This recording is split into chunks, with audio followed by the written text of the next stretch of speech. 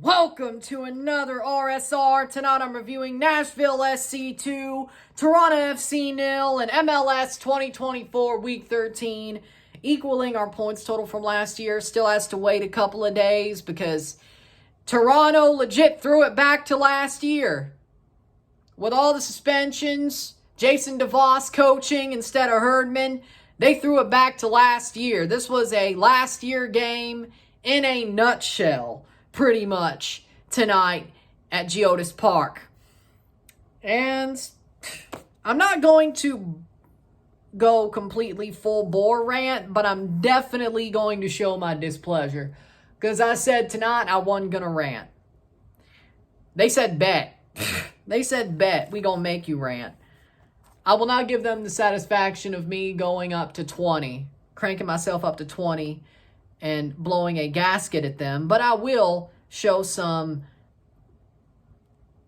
disappointment, some indifference, I guess. Yeah, we'll go with it. Stats at the half, it was 0-0 at the half. Toronto, Nashville both basically played a terroristic game of football. Let's not mince any words. They both played the ball back more than they played it forward. There was only one shot at the half. Actually, no, it was 1 shot to 1, no shots on goal. 2 shots at the half. That was a horrible game. Still a boring game in the second half, but defensively, Toronto said, we'll park the bus. Nashville's like, no, we'll park the bus. And nothing happened in the first 45 minutes, really. Unless you like chess games and watching paint dry, no fun at all. And it's exactly how Toronto played last year. What we saw tonight was how they played last year under Bradley and Dunfield. Jason DeVos is so antithetical to John Herdman's teachings. Why the hell is Jason DeVos his assistant manager? Now, if you remember, Jason DeVos damn near ruined the Canadian Soccer Federation as well. Everything he touches damn near dies. Why the hell is he here? Well, we'll answer that question. Well, I wouldn't say answer that question, but we'll talk about it a bit more after I've finished talking about the stats. Goals were scored as follows. 81st minute, Shaq Moore scores. I think it could have been an own goal off Cozy Thompson, but the ball runs through. It gets tapped into the net, bundled in. It was the most greasiest goal I've seen in a while. Of course Nashville would score that. It's 1-0 Nashville. 90+1. Toronto gets gashed open like they did last year. Basically, odd man rush, more or less. Ball crossed in. Tal Bunbury, nobody's on him. He runs onto the ball, pops it in. 90+1, 2-0. An exact replay of many of the goals last year that this team conceded, especially late on, but just in general. 2-0 Nashville, that's the way it would end. Full-time stats are as follows. 7 shots to 7, 3 shots on goal to 2, 56% possession to 44% possession, 618 passes to 473, 90% pass accuracy to 85% pass accuracy, 5 fouls to 10, 4 offside to 1, 2 yellow cards to 1, 0 red cards to 0, 5 corners to 2. This game, again, was a deja vu moment. Groundhog Day back to 2023. Nashville didn't play well either. Let's be honest. They still suck this year. They waited for Toronto to screw up, and they scored 2 goals off of Toronto's screw-ups. But at some point, they were going to screw up. And the longer this game went, the more they were worried about Gavron possibly not playing the rest of the game, and they would have to bring on Ranjit Singh. That started getting in their head. They got ripped apart late on. Of course, they allowed 2 late goals in the last 10 minutes. I mean, that was a horrible way to throw away a point. Like, even when it was 1-0, I'm like, they're not scoring 1 to tie this back up. And they certainly weren't scoring 2 in 5 minutes. Wasn't going to happen. They didn't look close to scoring. Yes, I mean, Derek Etienne Jr. looked somewhat good tonight. Insigne did not look good since he came on tonight. I mean, really, he didn't do anything much. Charlie Sharp didn't really get a chance. I wish he did, because you know what? He's a good striker at the next pro level. He's been scoring goals, but he didn't get any service. Tyrese Spicer looked amazing tonight. They challenged Schaffelberg pace for pace, and honestly, Tyrese Spicer won that battle. Sadly enough, that's all they wanted to use him for. the fact that Derek Etienne and Tyrese Spicer looked better than Lorenzo Insigne just is wild. It's absolutely wild. Coelho, I thought, played well tonight. Bounced back from the horrible giveaway on the weekend. Gavron played well. I thought he played valiantly. I mean, overall, the solo performances weren't too bad. Guess what? They still screwed up twice and gave away 2 goals. Sort of like last year sometimes. This wasn't the worst, but this was one of those 2023 style performances that, yeah, the solo performances were there for the most part, just wasn't there for 30 seconds. It wasn't there. It was there for 94-30, not 95. And that's the problem. There you go. Back to my point, though. My God, the way Toronto played on the ball.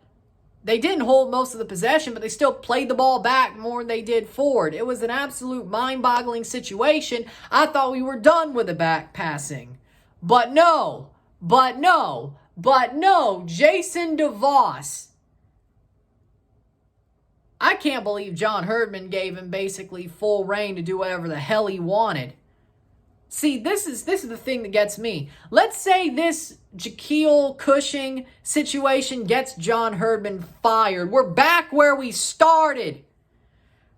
If they don't go for anybody other than Jason DeVos, somebody more like Herdman in the brain. Not Jason DeVos. If I was John Herdman, I'd fire that guy tonight. The first time I see him, I give him his walking papers. I'm like, you're gone. I can't believe that John Herdman chose that guy to be on his staff. Tenyado, I believe. There's some guys that John Herdman brought in that I believe he brought in. Why was Tenyado not coaching tonight? Why not? That's more of John Herdman's guy. But no, Jason DeVos. They put the most antithetical guy out there to John Herdman as the interim coach, the acting coach. What? What in the hell? Honestly, they should have just brought back Terry Dunfield for one game. If we were going to throw the game, might as well have just brought back Terry. Maybe you could get some redemption with some better players. Maybe the team was so bad, he's still on the coaching staff. Might as well just should have let him do it. He was doing it half a damn year last year. Maybe you could have let him go for some freaking redemption. I don't think we would have played as badly with spineless Terry up there in the touch line, in the coaching box. I don't think we would have. That's the funny part. There were moments where this team had moments under Terry Dunfield.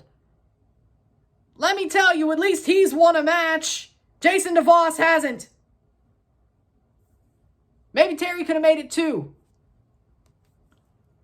He's still on the staff. Y'all making me cry for Terry Dunfield. You are criminal. Jason DeVos, you are criminal. You're making me cry for Terry Dunfield. I thought I wouldn't after last year. What are you doing?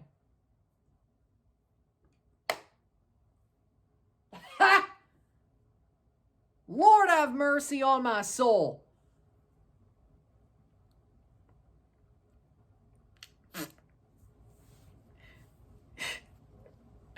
Wow. Like, why have somebody so antithetical to the way you play as your acting manager and on your coaching staff, knowing if you get suspended, they're going to play absolutely differently, and knowing if you get fired, if you lied about the situation and you get fired or get leave of absence because this could get serious, the Jaquil Cushing thing, you've shot the team in the foot, John. Or could have been Jason. I don't know if you picked DeVos. I say Hernandez, not DeVos. When I said Jason there. this could have been Jason Hernandez, Bill Manning thing. Maybe you didn't pick DeVos, which I don't know why you would. I know he was the Canadian Soccer Association president when you were there, but you know damn well he damn near killed the program too. You can't be serious, John. You legit can't be serious of having this dude on your staff. And now you know he's a dinosaur.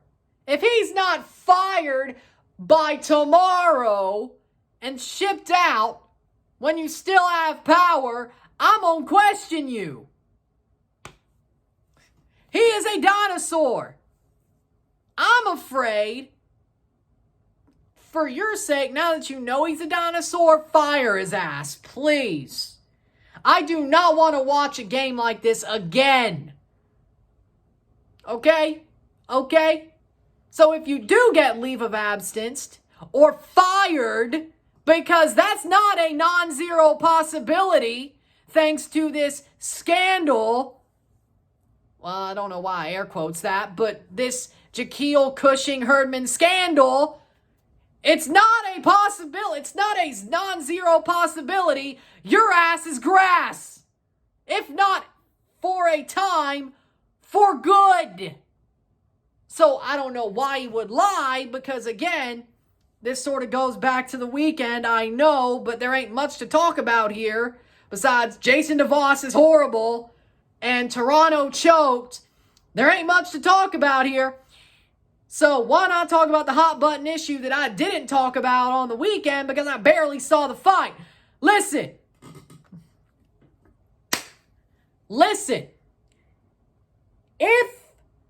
Why would he lie? Why would John Herdman lie? That's my question. Because if he did, he knows damn well his ass is grass, his career's over, right? Cushing knows that it better be embellished, because if not, his ass is grass, his career's over. John Herdman's a better coach, but you can't hire a guy that, well, I know he probably wants to go to Europe one day. I don't think he'd get fired from MLS this way just to go to Europe, because he wouldn't be able to go to Europe. He'd have to actually be good, which they were. But back to my point. John Herdman's a good coach, but you can't have a guy who's going to run his mouth accusing people of things that didn't happen. That is a absolute horrible thing to have. Like, I think, well, I'm not sure, but I think managers know. You don't accuse people of things they haven't done. Because if you do, you have egg on your face at the very least. At the very worst, you shoot yourself in the foot, ruin your career, ruin your reputation because you talk shit.